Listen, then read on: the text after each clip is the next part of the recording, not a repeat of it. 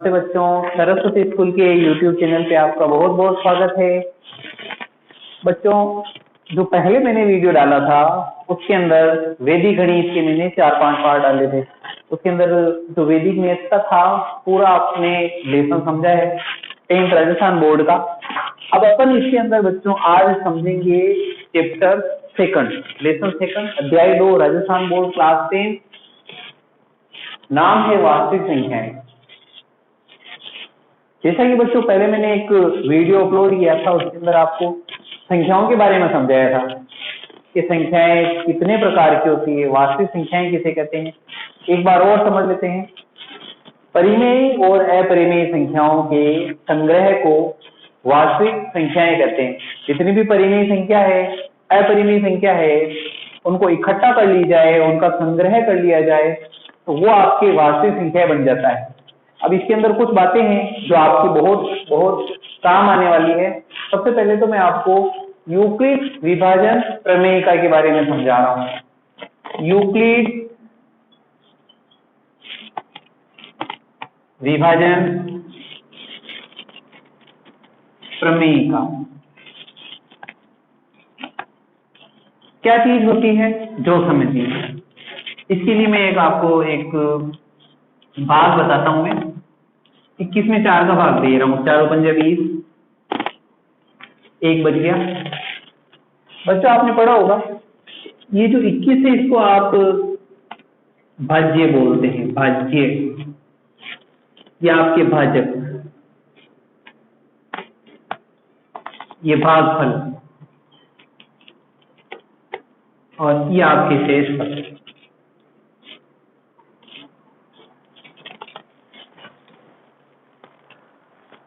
आपने ये भी पढ़ा होगा बच्चों कि जब भाजक को भागफल से गुणा करते हैं, 4 को 5 से गुणा किया 20, उसमें 1 जोड़ दिया 21 तो भाज्य आ जाता है।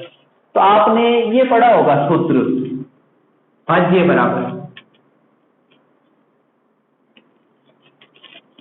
भाजक इंटू भागफल प्लस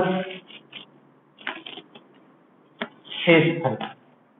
बच्चों इसी को यूक्लिड विभाजन प्रमेयिका बोलते हैं। यही यूक्लिड विभाजन प्रमेयिका है। तो आप नॉर्मल जो भाग देते हो उसी को यूक्लिड विभाजन प्रमेयिका बोलते हैं। और इसका दूसरा रूप जो आपकी बुक में दिया हुआ ये है कि भाज्य को a मान लिया गया, भाजक को b, भागफल को q प्लस शेषफल को r। a बराबर bq प्लस r। इसको यूक्लिड विभाजन प्रमेयिका कहा जाता है। यही आपके यूक्लिड विभाजन प्रमेयिका है। अच्छा, अब एक और मैं आपको कुछ बात बताना चाहता हूं।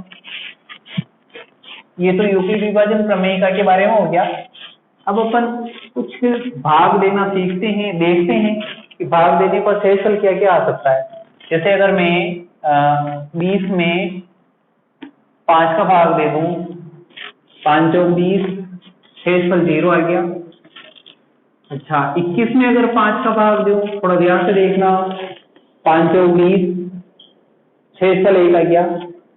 अगर 22 में 5 का भाग देता हूं, 5 चौक 20, शेषफल 2 आता है।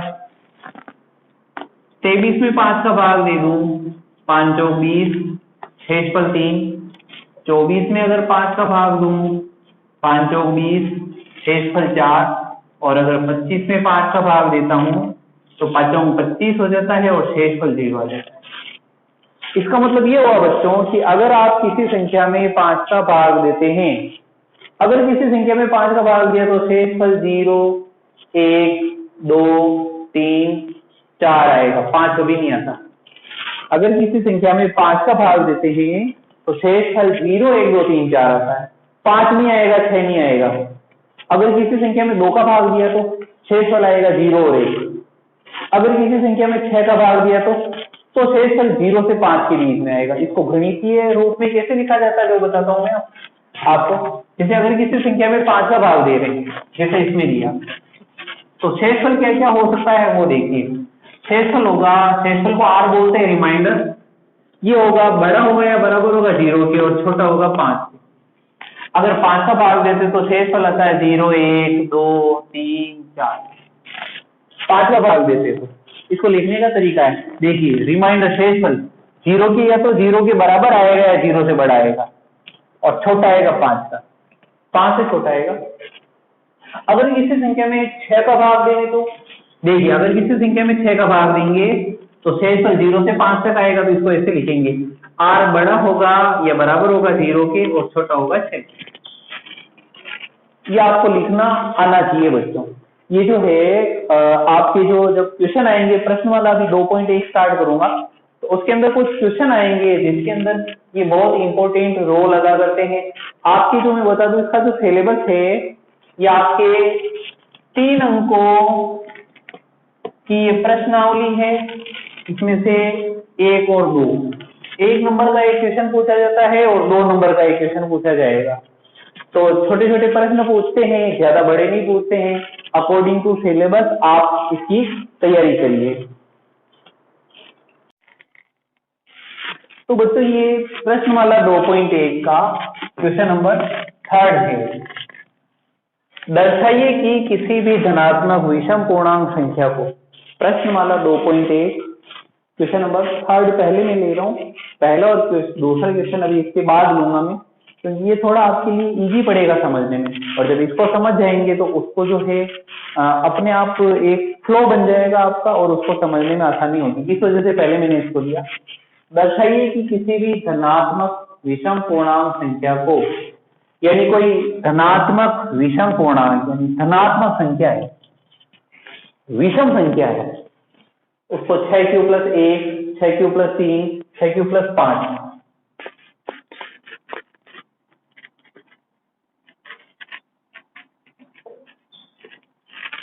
इसके रूप में लिखा जा सकता है। अब इसका मतलब पहले आपको समझना आना चाहिए कि क्या कह रहा है। देखिए, कोई भी धनात्मक विषम संख्या ले लो, कोई सी भी धनात्मक विषम संख्या, उससे अगर आप 6 का भाग दे तो देखो ना, यूक्लिड विभाजन प्रमेय से इसकी तुलना करो, a = bq+r, यानी a यानी कोई संख्या हो सकती है, धनात्मक संख्या a मान लेंगे अपन, b यानी जिसका भाग दे रहे हैं, देखिए 6 का भाग देना है, किसका भाग देना है, 6 का। भागफल कुछ भी आ सकता है, और शेषफल आएगा 1, 3, 5।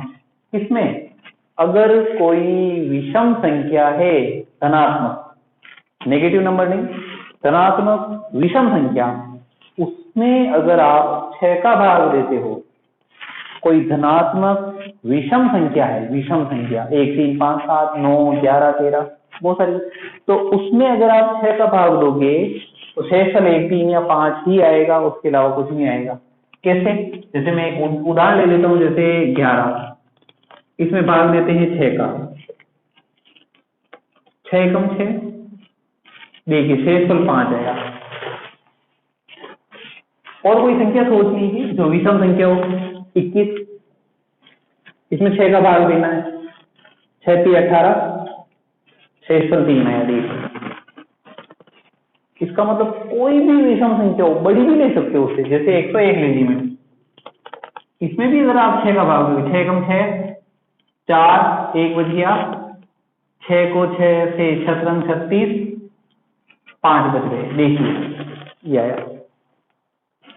चाहे कितनी भी विषम संख्या, कितनी भी बड़ी संख्या ले लीजिए विषम संख्या, उसमें अगर आप 6 का भाग देंगे तो शेषफल 1, 3, 5 ही आएगा, उसके अलावा कुछ नहीं आने वाला।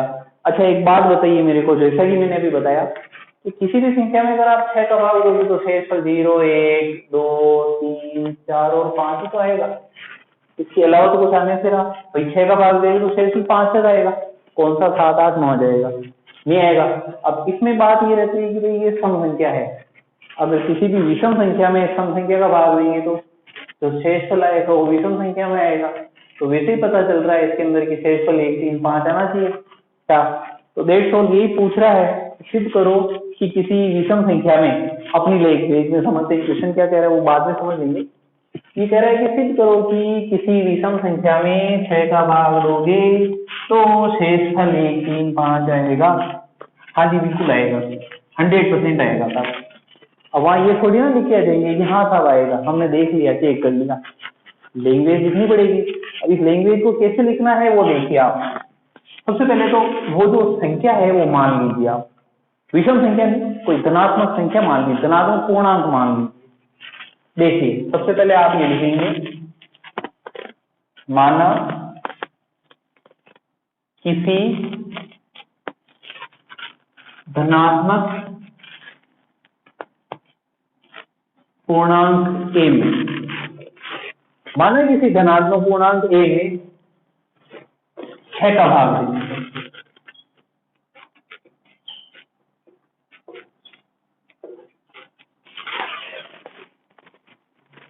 भाई भाग 6 का देना है, इसके अंदर शेषफल r प्राप्त होता है।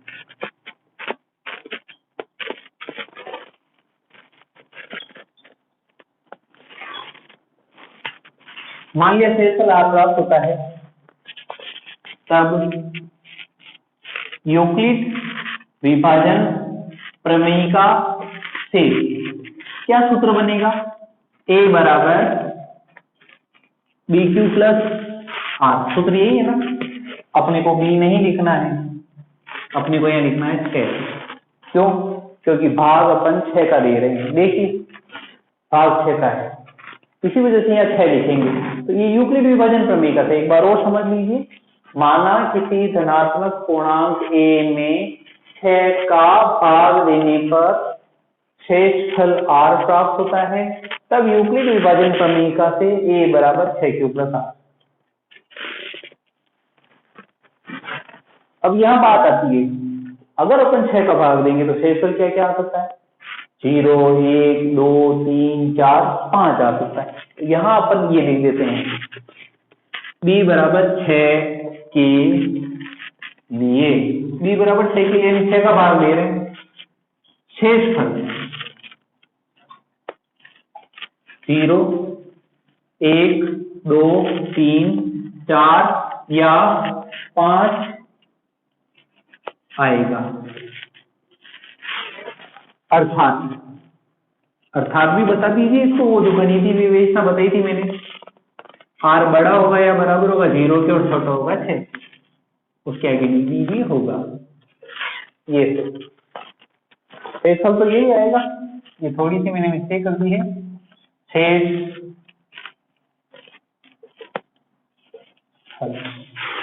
तो यहाँ पे तो r का जो मान आ रहा है वो बड़ा होगा या बराबर होगा 0 से और छोटा होगा 6 से। एक बार और समझ लीजिए, माना किसी धनात्मक पूर्णांक a में 6 का भाग देने पर शेषफल r प्राप्त होता है, तब यूक्लिड विभाजन प्रमेय से a बराबर 6q प्लस r। b बराबर 6 के लिए, b 6 यानी 6 का भाग दे रहे हैं तो शेषफल क्या क्या आ सकता है, 0, 1, 2, 3, 4 या 5 आएगा। अर्थात r बड़ा होगा बराबर होगा 6 से और छोटा होगा बराबर होगा या बड़ा होगा 0 से, छोटा होगा 6 से।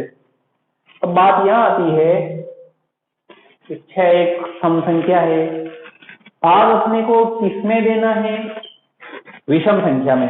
तो एक बात आप अच्छी तरह से गांठ बांध लीजिए, किसी भी विषम संख्या में सम संख्या का भाग देंगे, कोई भी विषम संख्या ले लो, उसमें अगर आप सम संख्या का भाग दे रहे हो तो शेषफल हमेशा विषम संख्या ही आएगी, सम संख्या नहीं आ सकती। ये फैक्ट है, प्रूव है ये। अब इसको मैं यहाँ लाइन लिखता हूं, ये यदि किसी विषम संख्या में सम संख्या का भाग देंगे तो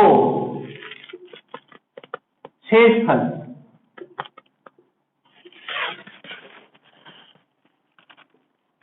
हमेशा विषम संख्या ही आएगा या होगा। इसका मतलब ये है कि बताइए कि अगर आप विषम संख्या में 6 का भाग दे रहे हैं, विषम संख्या में सम संख्या का भाग दे रहे, तो शेषफल तो आना तो इसी में से है शेषफल। अब इनमें से विषम संख्या कौन कौन सी, शेषफल 1 आ सकता, 3 आ सकता या 5 आ सकता। तो इसको अगर यहाँ रखे तो अर्थात a बराबर 6q प्लस r की जगह 1 रख सकते हैं, a बराबर 6q प्लस r की जगह 3 रख सकते हैं, ए बराबर 6q प्लस आर की जगह 5 रख सकते हैं। यही अपने को सिद्ध करना था। यहाँ लगा दीजिए तथा, तथा खाली मत छोड़िए किसी को भी। तो यही अपने को सिद्ध करना था कि कोई धनात्मक विषम पूर्णांक 6q प्लस 1, 6q प्लस 3 और 6q प्लस 5 के रूप का होगा। ये आपके क्वेश्चन है और 2 नंबर का आ जाता है। आपको ऐसा मीटर आपको भरना है। ये देखिए काटछाट बिल्कुल नहीं होनी चाहिए, पॉइंट टू पॉइंट आपको चलना है, गलत वर्ड बिल्कुल यूज में नहीं लेना है। और ये देख लीजिए बच्चों, ये साइज है आपके क्वेश्चन की। उम्मीद है ये क्वेश्चन आपको समझ में आया होगा। इसका जो मैं आपको एक और बता देता हूँ कि जो बुक के अंदर है आपके जो कुछ उदाहरण है इसके अंदर, जिसको आप देख सकते हैं। इसका उदाहरण तो आपको इसमें नहीं मिलेगा। विविध प्रश्नमाला जो है लेसन नंबर 2 की विविध प्रश्नमाला है, उसके अंदर क्वेश्चन नंबर 13वां क्वेश्चन आपके इसके अंदर दिया हुआ है। विविध प्रश्नमाला का क्वेश्चन नंबर 13 वो आपके इसकी जैसे लैंग्वेज का है। तो आप बच्चों घर पे इसको देखकर इसका आप रिवीजन कर सकते हैं। तो बच्चों ये क्वेश्चन नंबर 2 है आपके। जैसे कि पहले क्वेश्चन नंबर 1 देखा कि किसी भी विषम संख्या का वर्ग, इसमें जो है वर्ग नहीं आके घन आ रहा है, घन होल क्यूब। किसी धनात्मक पूर्णांक संख्या का घन 9q प्लस 1 या 9q प्लस 8 के रूप का होगा, ये अपने को सिद्ध करना है। तो तरीका वही है जैसा मैंने आपको बताया था। हल सबसे पहले तो आप वही लाइन लिखेंगे, माना किसी संख्या, आप चाहें तो आप ये भी लिख सकते हैं, माना किसी धनात्मक पूर्णांक a में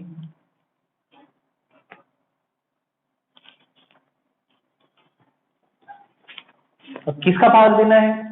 9 का। 9 का भाग देने पर शेषफल 8 प्राप्त होता है। तब यूक्लिड विभाजन प्रमेयिका से a बराबर 9q प्लस r, a का मान 9q प्लस r।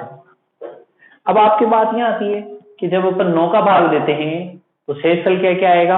वही 0 से लेके 8 तक।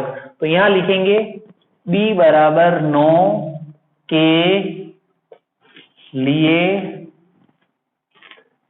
r का मान 0 से 8 तक आएगा।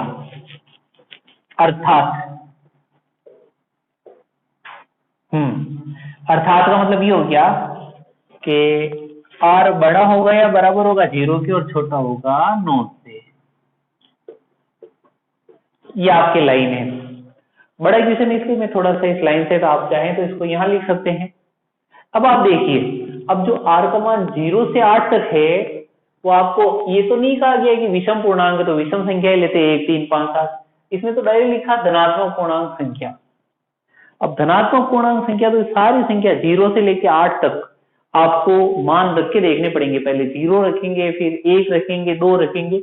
यहां मैं लिख रहा हूं r बराबर 0 रखने पर, किसमें रखना है? इसमें a बराबर 9q प्लस r की जगह 0 रख दिया।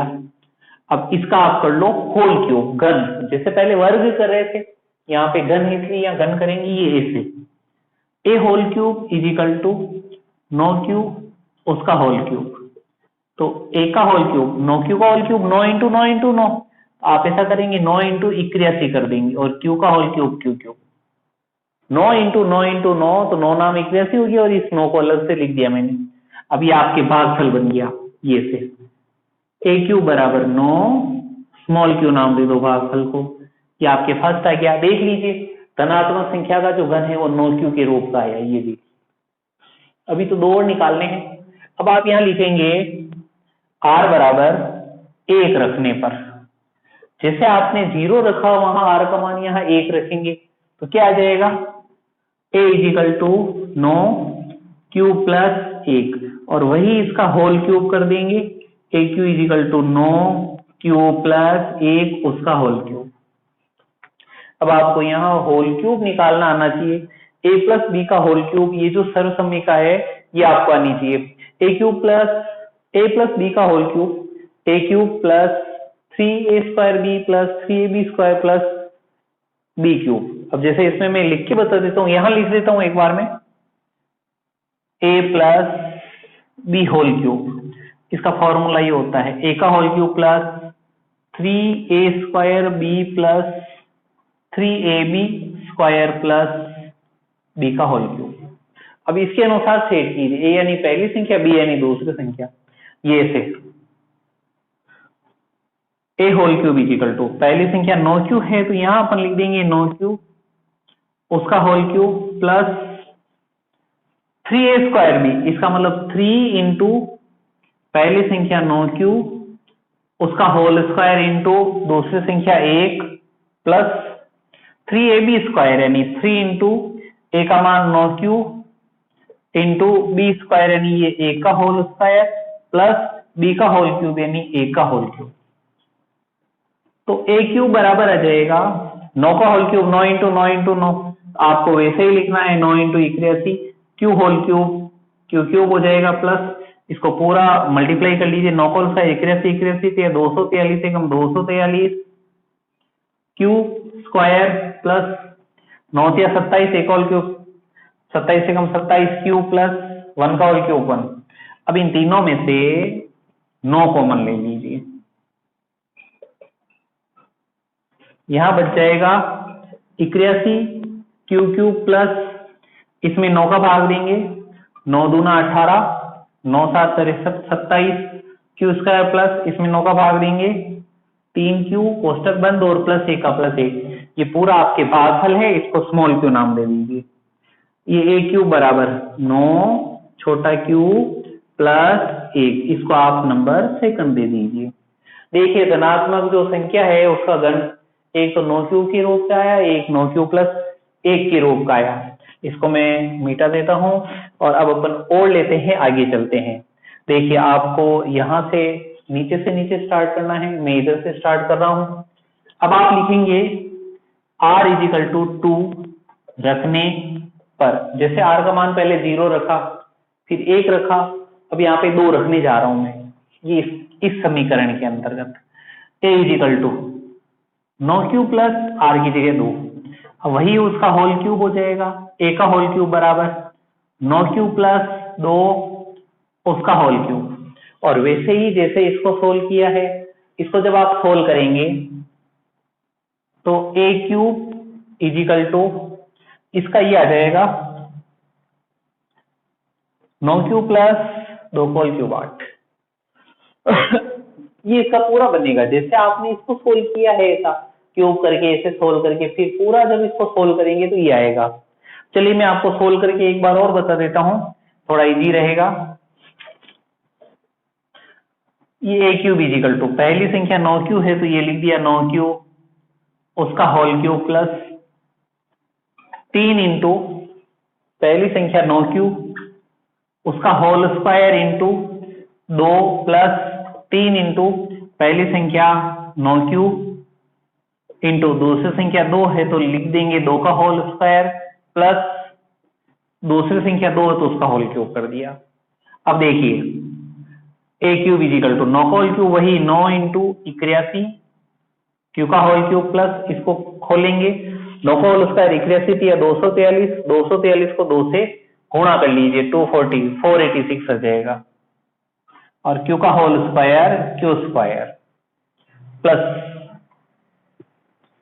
इसको खोलेंगे 2 को स्क्वायर 4 4 9 36 36 तिया 108 q प्लस 2 का होल क्यूब 8। अब इन तीनों में से आप q कॉमन लीजिए, ये a cube equal to 9 common ले लीजिए, सॉरी ये 9 बाहर आ गया, बच गया 81 क्यू क्यूब प्लस इसमें से 9 है तो 9 पंजे 45, 9 चौक 36, 54 क्यू स्क्वायर प्लस इसमें से 9 कॉमन लेंगे, 9 एकम 9, 9 दूना 18, 12 क्यू प्लस 8, तो ए क्यूब इज इक्वल टू 9 और ये पूरा भागफल बन जाएगा क्यूब प्लस 8, इसको थर्ड नाम दे दीजिए समीकरण। तो देखिए धनात्मक संख्या का जो घन है वो 9 क्यू के रूप का आया, 9 क्यू प्लस 1 के रूप का आया, 9 क्यू प्लस 3 की 9 क्यू प्लस 8 के रूप का आया। अब अपन चलते हैं, आर का मान 2 रखा है, अब यहां लिखेंगे आर बराबर 3 रखने पर। अब जैसे ऐसे रखा है, इसमें ऐसे रखा है, वैसे इसमें 3 रखना है, तो इसका जो मान आएगा वो ये आएगा a cube is equal to 9 q plus 27, यहां आप लिख देना असंभव। क्यों असंभव है? जैसा पहले क्वेश्चन में बताया था कि 9 का भाग दे रहे तो कभी भागफल शेषफल कभी 27 नहीं आएगा। तो भाई यहां अब आप लाइन लिख देना, समीकरण 1 व 1, 2 व 3 से यह सिद्ध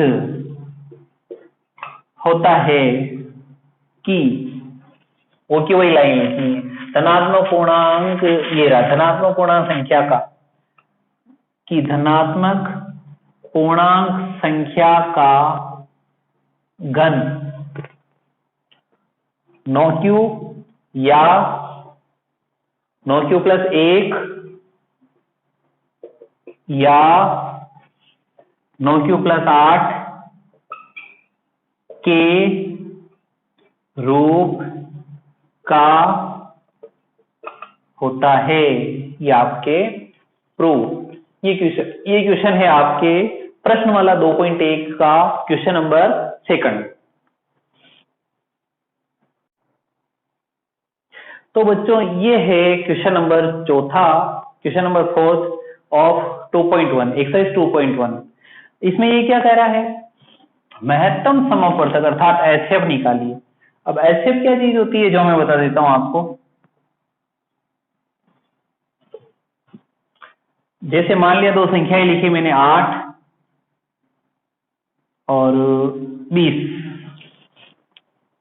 यदि मैं आपको कहूं कि इन दोनों संख्याओं में किस संख्या का भाग, कौन कौन सी संख्या का भाग जाता है, आप कहेंगे इसमें 2 का भाग जाता है, 1 का भी जाता है और इसमें 4 का भाग भी जाता है, दोनों में जाना चाहिए। बताइए इसमें से बड़ी संख्या कौन सी है? 4। ये इसका महत्तम समवर्तक होता है।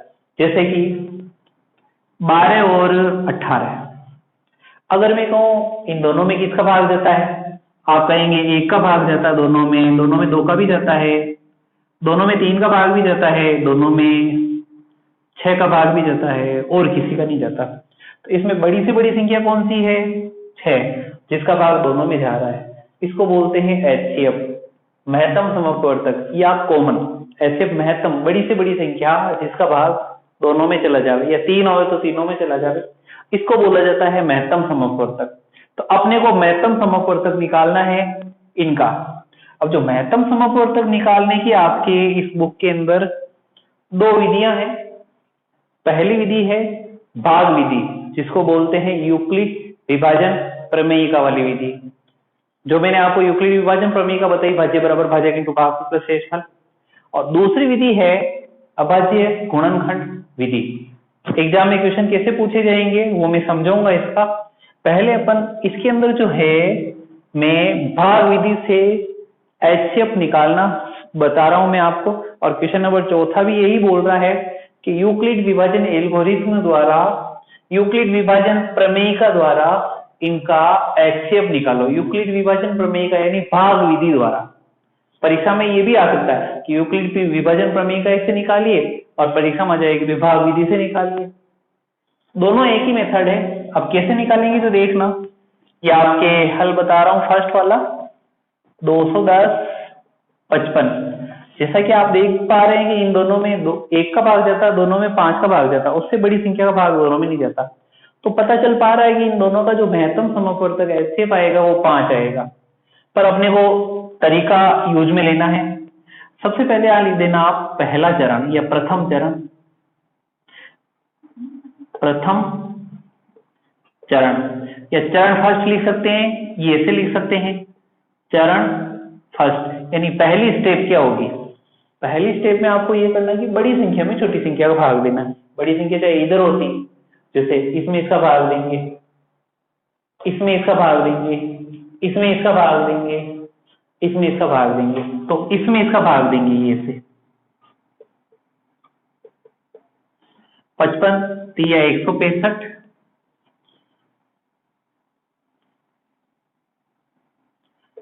45 बच जाएंगे। यहां आप लिखोगे यूक्लिड विभाजन प्रमेयिका से a बराबर बी क्यू प्लस आर। अब यहां देखिए a यानी जो भाज्य जिसका भाग दे रहे हैं 210 बराबर b यानी जिसका भाग दे रहे हैं 55, q यानी भागफल 3 और r का मतलब शेषफल। ये इसके जैसे सेट हो गया ये। अब अपन लिखेंगे चरण सेकंड इसी में। अब चरण सेकंड में क्या करना है, पहले इसमें इसका भाग दिया, अब आपको आगे से आगे चलना है, इसमें इसका भाग देंगे। ये जैसे 55 है, भाग दे दिया 45 का, 45 से कम 45, 10 बच गया, यहां लगा देना। अतः अब इसको ये लिखने की जरूरत नहीं, एक बार लिख दिया है, इसको डायरेक्ट आप लिखिए ऐसे 55 बराबर 45 इंटू 1 प्लस के 10। ये आपके चरण सेकंड हुआ। अब अपन वही निकालेंगे चरण थर्ड। क्या करेंगे, 45 में 10 का भाग देंगे, ये से 10 चौक 40, 5 रह गया, वापस वही कि 45 बराबर 10 इंटू 4 प्लस 5। फिर लिखेंगे चरण 4, इसमें इसका भाग देना है, 10 में भाग देंगे 5 का, 5 दूना 10, लीजिए साहब शेषफल 0 आ गया। शेषफल 0 आते ही समझ लेना आपका आंसर आ चुका है। किसका भाग देने पर शेषफल 0 आया है, वही HCF होगा। इसका HCF 5 आएगा।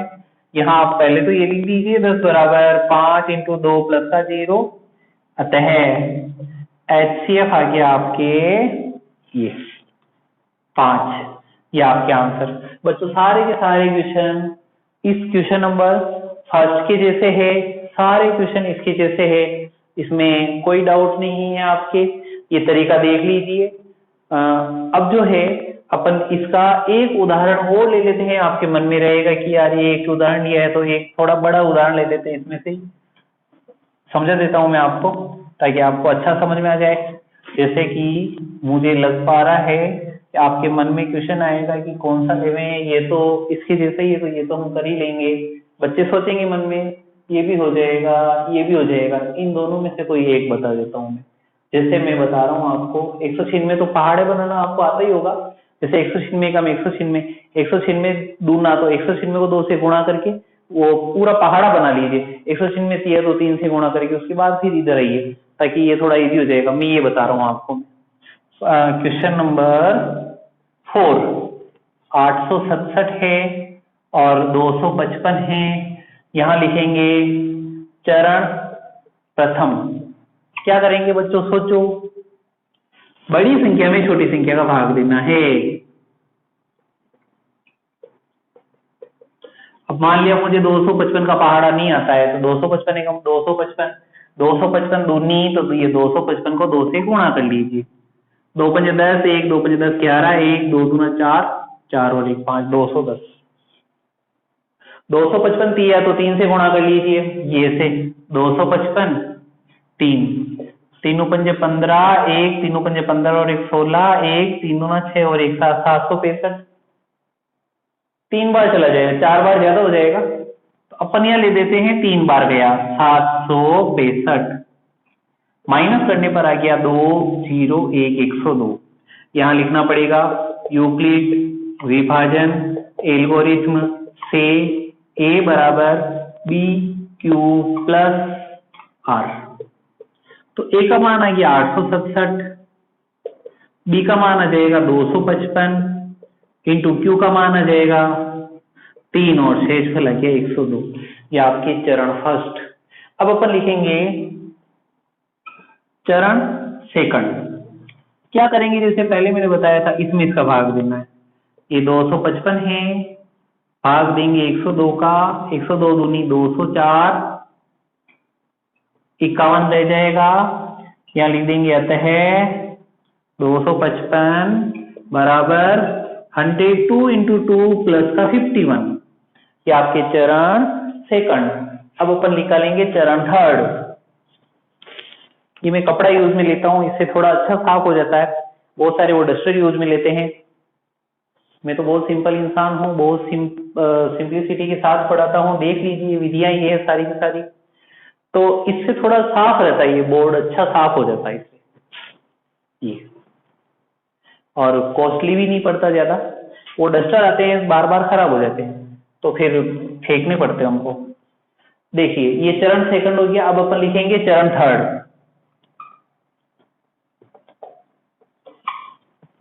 क्या करेंगे, 102 में 51 का भाग देंगे, ये से 51 दूना 102।